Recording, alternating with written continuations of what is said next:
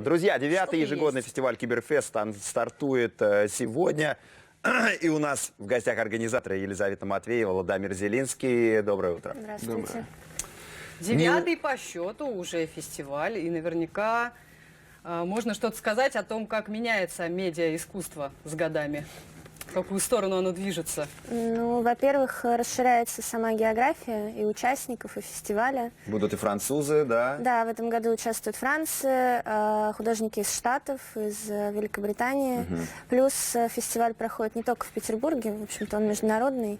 И у нас уже прошла программа в Боготе, у нас будет Нью-Йорк. Программа та же самая, да? То есть это же экспозиция объезжает различные Нет, города. на самом деле. Где-то мы показываем видео-арт, где-то мы делаем выставку, где-то мы делаем все вместе. Ну, то есть это зависит Видимо, отталкивается А от интересов публики. от потенциально. публики, от партнеров, от возможностей. Да. А что такое медиаискусство вообще? Телевидение – это Ну, вот так вот, медиа-искусство. да. Но в какой-то... Искусство ли это вообще? Ну, медиа, ну, понятно, что здесь мы отталкиваемся от того, что это искусство, в котором художники используют технологии, но все равно главной целью является, в общем-то, некое художественное высказывание. То есть технология – это только средство, как донести свою мысль, свою идею. Но использование технологий обязательно. А что это может быть? Ну, помимо видеоарта, вот так Это вот могут быть примитивно. саунд-инсталляции, то есть на выставке у нас представлены саунд-инсталляции, где звук переводит в изображение. А давайте посмотрим одну из работ. Это работа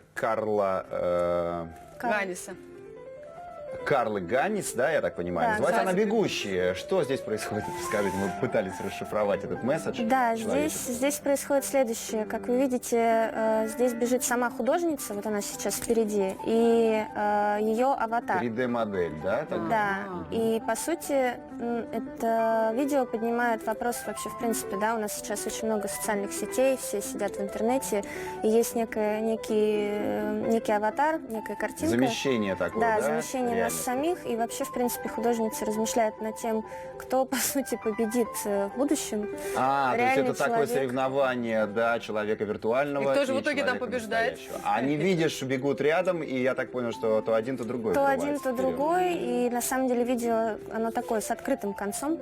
Вот, и То есть вопрос остается однозначного ответа открытым. на этот вопрос пока нет. Да. Хорошо. Каждый Киберфест проходит под каким-то Это основная лозунгом, тема да, есть. Да. под девизом, привязан к основной теме. И в этом году это модели разума. Каким Да. образом она будет раскрываться? Ну, вообще отсылка идет к маршалу Маклюину, наверняка всем известному, Да, который... конечно.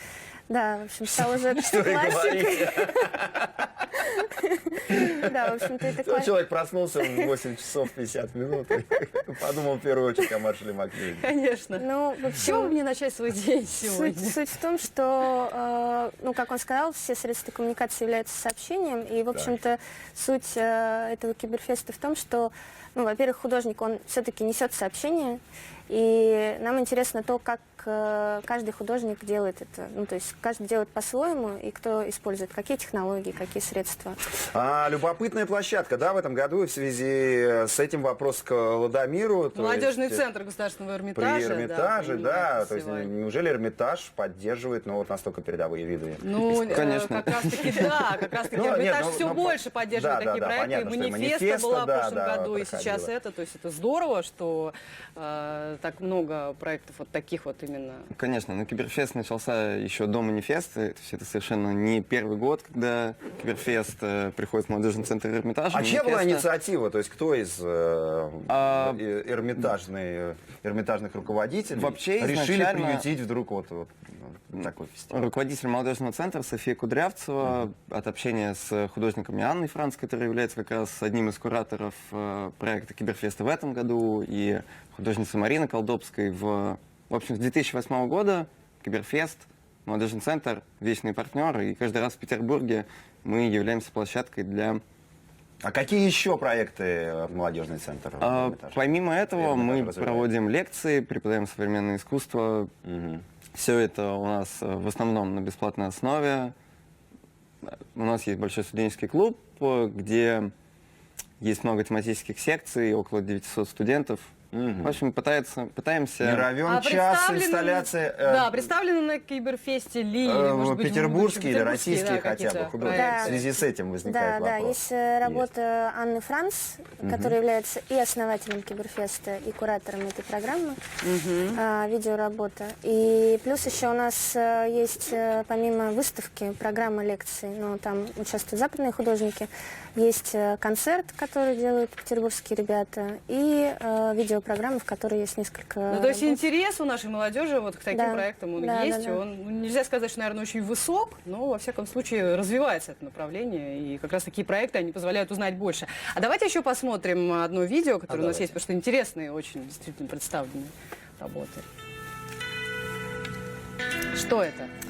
Да, это художник Энн Диккенсон. Он в течение 10 месяцев, ну, в общем, он поставил пианино в горах. Пилил пианино. А, да. мы видели в нашем выпуске новостей как раз вот. Один из самых таких интересных проектов, да? Да, Я но так он, понимаю, он на и этом визуально Киберфесте. очень красивый, эффектный, потому что пианино под воздействием погодных условий разрушается, и художник до последнего пытается извлечь из него хоть какой-нибудь звук.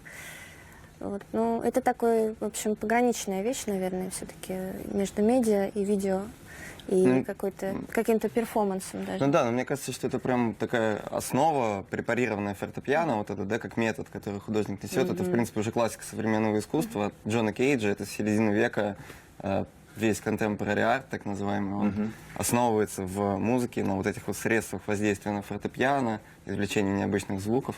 Поэтому тут прямо, ну, такой, мне кажется, даже консервативный немного Ну подход. да. А Владимир, а недалек ли тот день, когда в Эрмитаже появится такой сектор серьезный современного искусства? Так он же есть. вообще, Ну, да, я есть. имею в виду вот на уровне уже, может быть, медиа-арта, видеоинсталляции или что-то в этом роде. Как вы считаете, как вы чувствуете это? Ну, манифесты точно подготовил людей. Киберфест каждый год пытается медленно, но верно, шажками.